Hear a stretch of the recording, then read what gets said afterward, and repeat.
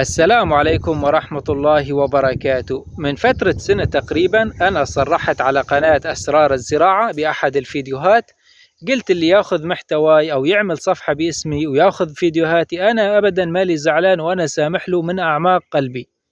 لكن أنا حاليا ندمان أشد الندم على أني عملت فيديوهات وما أضفت فيهن هذا الشيء. شنو هذا الشيء؟ إن شاء الله راح أذكر لكم إياه في نهاية الفيديو. المهم بكثير من الصفحات على اليوتيوب على الفيسبوك وعلى التيك توك عملوا صفحات باسم أسرار الزراعة وخذن فيديوهاتي وصار عندهم مئات المتابعين إذا مو ملايين المتابعين، والفيديوهات عليهن ملايين المشاهدات. أقل فيديو عليه 10 و11 مليون مشاهدة. أنا أبدا هذا الشيء مالي زعلان، لأني أنا صرحت من أعماق قلبي ومحبة مني أنه أعملهم صفحات وخذهم محتواي واستفيدهم، لأني أنا ما أستفيد من محتواي لا على اليوتيوب ولا على الفيسبوك ولا على التيك توك. ليش؟ لأني ما عندي حساب بنكي ولا أني قادر أفتح حساب بنكي، ومن هالأمور هاي خلي المتابعين القادر يعمل هذا الشيء يستفيد. وفعلا أخذهم الفيديوهات وصار عندهم ملايين المشاهدات وصفحاتهم كبرت، لكن هذا الشيء كلياته قلب ضدي. شنو عملهم؟ راحهم على الفيسبوك بعد ما عملهم صفحات وصار عندهم ملايين المتابعين، بلغهم عن صفحتي انه صفحتي مزورة، انه انا اخذ الفيديوهات من عندهم. ليش؟ لانه هم لما اخذهم الفيديوهات ولما صفحاتهم كبرت شنو عملهم حقوق طبع ونشر على هاي الفيديوهات، استقلهم طيبة قلبي واخذهم الفيديوهات وضمم الفيديوهات لهم. لذلك بلغهم الفيسبوك انه انا صفحة اسرار الزراعة من تحلى صفة واخذ الفيديوهات من عندهم، والحقيقة العكس.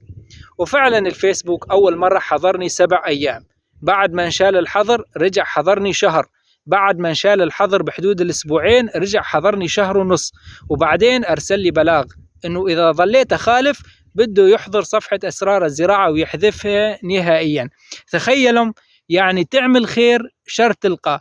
أنا لما سمحت لهم يأخذون فيديوهاتي سمحت لهم عن حسن نية وعن طيبة قلب. أنا قلت لحالي أنا أنشر هاي الفيديوهات حتى الناس تتعلم، فما بداعي إني أحتكر هاي الفيديوهات. خلي ينشرون هاي الفيديوهات وخلي يستفيدون منها، لأني أغلب الفيديوهات أذكر بهن أحاديث عن النبي عليه الصلاة والسلام. لذلك قلت خلي الفيديوهات تنتشر وخلي هذا يكون في ميزان حسناتي وحسناتهم. لكن الشيء الخطأ اللي ساووه إنه بلغهم ضدي انه انا منتحل صفة وتقريبا ضروني مضرة كبيرة.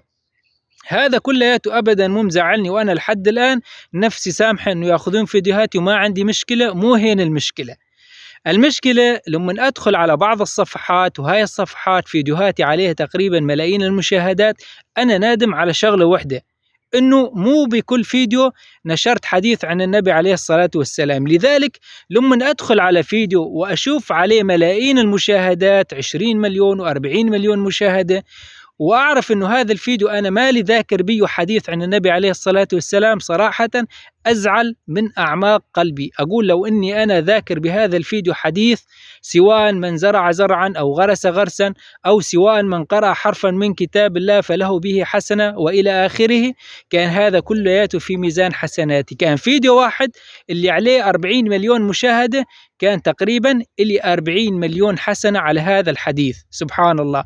أنا هذا الشيء الوحيد اللي ندمان عليه.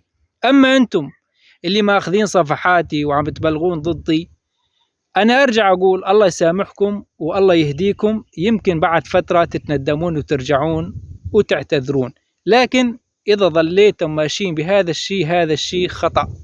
الله سبحانه وتعالى طالما أنا مظلوم الله سبحانه وتعالى معاي، وطالما أنتم ظالمين اتأكدوا أنه حبل الظالم مو طويل والله سبحانه وتعالى كبير.